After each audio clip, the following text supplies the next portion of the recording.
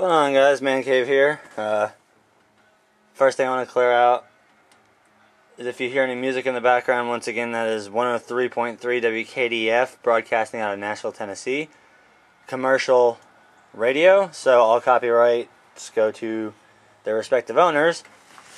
Here's the other truck that I have not shown you yet that is the companion to the Dirty Turtle, which this one is still needing a name. This is obviously like a 1970s Chevy C10 body, and it is also sitting on a tube frame, but this one, instead of having a bolt-on rear Truggy cage, the entire chassis is all tube work, which is actually pretty cool. Now, instead of like mine having the tire up here, this one's got the tire in the back. The thing I've noticed is this right here actually works as a great kickstand for when you flip the truck. It'll actually sit up on it like that. Now, as you guys can see, the back I gotta do a little work to. There's a weld that's busted, and apparently one of my tires came unglued, so there we go, squeeze all that crap out. Wonder why my tire was squatting. It was glued on there, but either way. This right here is another tube chassis I got off Rccrawler. It's a C10 based, of course, as you can tell. This one is actually my son's. It was originally his SCX Silverado. I stripped it down and basically used his transmission, his drive shafts, his links, his servo, motor, ESC, and receiver. I added the gearheads CAC rims. I added the Wraith shocks because the SCX ones didn't give it enough clearance. This one actually bends pretty good. This one is using a Tamiya 540 silver can motor, and it absolutely hauls ass. And these are 1.9 IROCs, which seem to perform pretty good for his standards and the way he drives, because he's more of a speed racer than somebody who actually tries to make things go. Up front, servo-wise, we're rocking a, believe it or not, an unwaterproofed high-tech 645. And it's, I don't understand it. He never has problems with his servos, and I always get the shitty ones, so go figure. But for an ESC, we're running a Venom 60 amp with a Dean's connector, Spectrum SR300 receiver, a Venom 5000 milliamp 20C 2-cell hard case lipo, MIP shafts. I think that's a 14 tooth pinion there, on keeping it 48 pitch with the 87 tooth spur.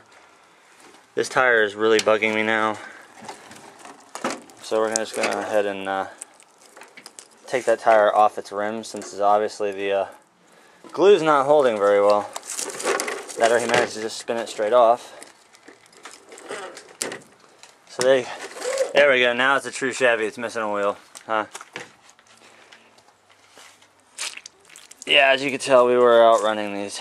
Got a pretty decent video of them. This one and the turtle. Let me get the turtle up here so we can do a side-by-side comparison between the two.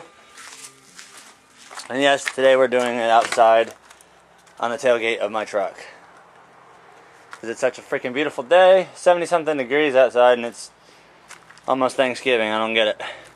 But as you can see, there's the turtle with MIPs, G-made zero gravity shocks, 1.9 OMFs, 1.9 pit bulls, spare tire. This one is only a half cage, SCX10 bumper, full functional front lights, functional rear lights, A2 ESC, SR300 receiver, same 5000 Venom 20C 2-cell. Mine, I think, is running a 22 or a 23 tooth pinion on a Rockstar 35 turn Novak motor. I'm running a no-name brand servo up front, which has plenty of power. As you can see, side-by-side comparison, they sit pretty much dead level, even though the CACs are way bigger than the OMFs. Now I do have the same exact wheels you'd know on Showtime in 2.2. I also have the KMCs in all silver.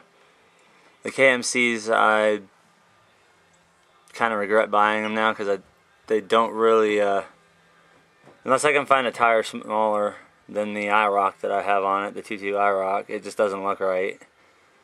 But for a side-by-side comparison, this one obviously I'm going to be getting a new body for it because it was styrene together. It's got like some boat panels on the inside. I'm going to be probably doing them out of aluminum instead. Aluminum or steel, that way I can weld them in. But side by side, they're pretty much dead even. The C10 sits maybe about maybe 10 millimeters higher.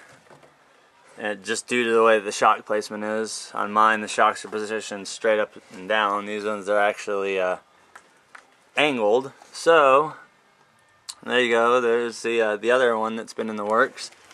Matter of fact, there we'll use the tire that came off the rim anyways as a guide to show you where they go.